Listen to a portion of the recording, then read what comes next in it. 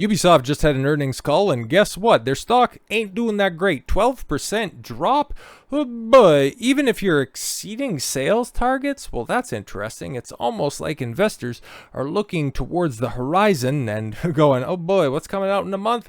Something that we just got gameplay footage of, but that's all right. If we can go ahead and weather that storm, we can just go ahead and get moving on to the holiday season, where our next flagship release, our next Assassin's Creed game is, oh no, now you understand why the stocks are down 12%, because brother, it ain't looking good. Ubisoft stocks plummet 12% in the past 5 days following the company's most recent earnings reports that revealed it has exceeded the sales targets for the first financial quarter of the year. Well, that's good, and that's about where all the good news ends. Yahoo Finance reports that the Ubisoft stock fell 12.42% in the last 5 days following Ubisoft's first quarter report on July 18th. In fact, the stock is down 14.73% for the year so far. Oh boy. So if you go back an entire year, the stock is down 31.53%. Brother. If you go back 5 years, the stock is down 74.73%. I think we know the next company that Microsoft is likely eyeing up to purchase. They love to buy unprofitable companies and then merge them into other marginally more successful companies. Now, the big dip seen in the chart above came in the wake of Ubisoft's reporting that its net bookings hit 290 million euros, I think that is, or $315.76 million. This exceeded the company's predictions of 275 million euros, or 299 million. Oh, okay, cool. So you made 16 and change million more. Good for you. The Ubisoft co-founder Yves Guillemot touted the net bookings, saying, in a selective market, we delivered a solid start to the year with net bookings above target, reaffirming that we are on the right track. The quarter notably saw the launch of X-Defiant. Oh, wow, I haven't heard anything about that prior to when people were saying, yeah, that's going to be coming out soon, huh? That is off to an encouraging start as we continue to grow an audience at a steady pace and plan a quarterly roadmap of content that will allow us to firmly establish the game over time. He continued. We have held Ubisoft Forward. It was always a key event for our teams and players, during which we showcased content that is very much aligned with our strategic focus of our two key verticals: open world adventures and a GaaS native experience. I have no idea what the GaaS is, but I'm sure you guys do. Your stockholders, you're very smart people. The gameplay we presented of our two highly anticipated upcoming premium titles, Star Wars Outlaws and Assassin's Creed Shadows. Did you guys really love the soundtrack in the Assassin's Creed Shadows? Really goes a boom boom, and I like the part where Yasuke got out of his car with the spinners that really resonate with the kids. If it was not only praised by players and critics alike, but highlighted the cutting edge, oh my god, I can only keep this up for so long, cutting edge capabilities of our game engines. We presented a strong pipeline of content that will continue feeding our live titles. Which live titles, bro? You guys have tried so much shit over the years, it's pathetic. Remember when The Division was supposed to be this big live service games hit? Yeah, no, exactly, nobody does.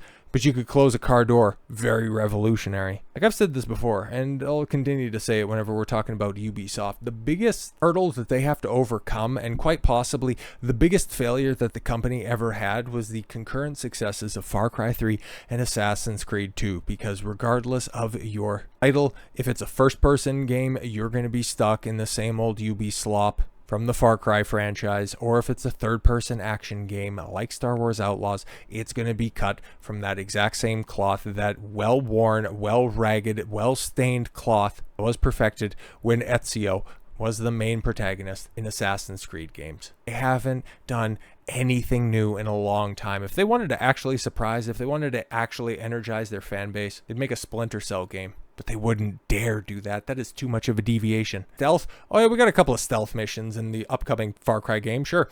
Guillemot added, as we progress through fiscal year 25, all our efforts are focused on successfully launching our promising new games and positioning them as long-lasting value drivers for Ubisoft while continuing the transformation of our organization. Now, we are excited about the future and confident in the sustained progress of our turnaround throughout the year. Turnaround, huh? Oh, but you guys exceeded sales expectations, right? And yeah, X Defiant has apparently got players. I legitimately hear nothing about this game at all. Is Rainbow Siege 6 still a thing? Like, are people still playing that? Because I guess that was one of your bigger successes. And, like, the only Tom Clancy game that you guys have done in, what, like a decade plus? Like, The Division was also a Tom Clancy spinoff, but you do nothing with a franchise, no Ghost Recon. I think the last one was, what, Wildlands or something like that? And it was just a Far Cry clone. Previously mentioned Splinter Cell. There was a one from the Xbox 360 days, Endgame or something like that. You could actually be looking back to older IPs and try to update them for, here's one. You could actually update them for modern audiences on modern consoles, on modern hardware, and take the good ideas that you had that didn't quite work back in the cut and do something good with them. But again, that would require innovation and not just you bastardizing your tried and tested tactics. Despite the net bookings exceeding Ubisoft's internal predictions, investors and analysts were expecting even better results from the company. Following the company's fourth quarter earnings report earlier this year, Bloomberg's Daniel Judic, claimed the analysts were expecting an average estimates of, so 408.7 million. That means the net bookings and sales were 22% lower than what analysts initially expected. Ooh, interesting. And what, you're going to turn that around with Siege Mobile, huh? Good for you.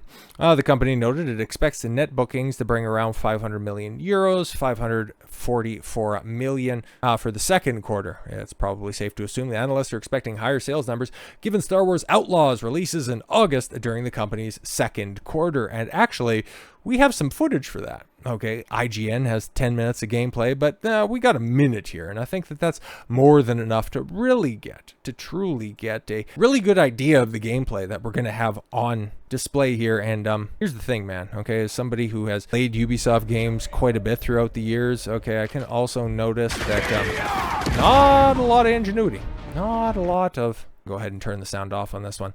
Not a lot unique, man. I'm going to tell you. Okay, first of all, okay, oh my God, okay.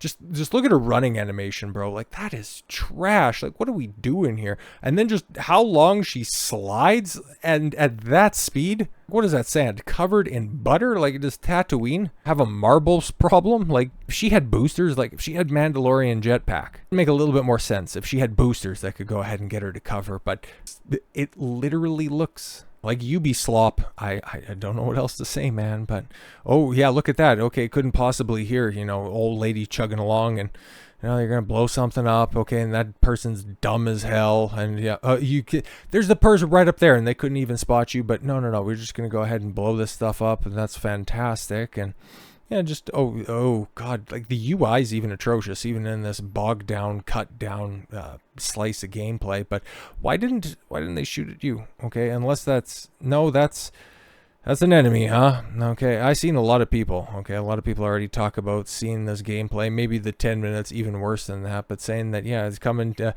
being released on PlayStation 2 later this summer. And if I'm being completely honest, man, it doesn't look... Oh, I don't know. Did anybody play? Oh, good. We're at the end of the clip there. That was actually pretty good timing. Did anybody remember playing Mercenaries? I forget what studio ended up making that. I'm pretty sure it wasn't Ubisoft, but that gameplay looks an awful lot like that. Okay, just generic guns, generic gameplay, nothing of that. That's supposed to be a Star Wars game, right? Like, what the hell, man? Yeah, you got a blaster and a goofy little sandfish, but this is also another reason why The Last of Us, if it wasn't for a pretty decent story, nobody would remember that game at all, because the gameplay, even when it first came out in 2013, was already harkening back to much older, much more belabored outings. Like, it was even stripped down version of the original Uncharted game. That was a launch title for the PS3. Okay, but as many people are roasting in the comments, DEI and wokeness plague that game. Yeah, it's female Han Solo. It's got a diverse female antagonist who by the end is going to end up siding with Ma'am Solo. You can already see the writing on the wall on that one. But yeah, buzz terms do apply on this one. This is going to be so bad. Ubisoft money is still strong with you, IGN. Yeah, IGN, they go along where they get along. This looks like a high-res game with the mechanics and combat from 2006 because, yeah, there's nobody on the screen. That's another thing that pops out, okay? There's what?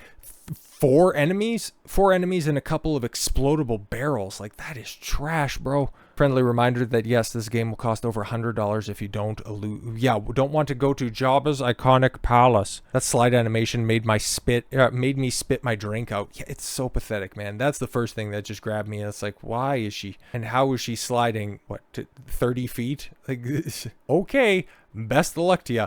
I was never hot on this game to begin with, and it could be really cool, man. I don't know, doing a Han Solo game, having him actually be a smuggler, checking out what his life was like in the lead up to A New Hope. I would have actually moved units, but instead decided to make this strong-jawed female protagonist your lead. Best of luck to you, Ubisoft, because you're definitely and drastically gonna need it. So with all that said, thank you all very much for the gift of your time. I've been Don Consuelo. I want you to follow your gut and get after it. Take care, everyone.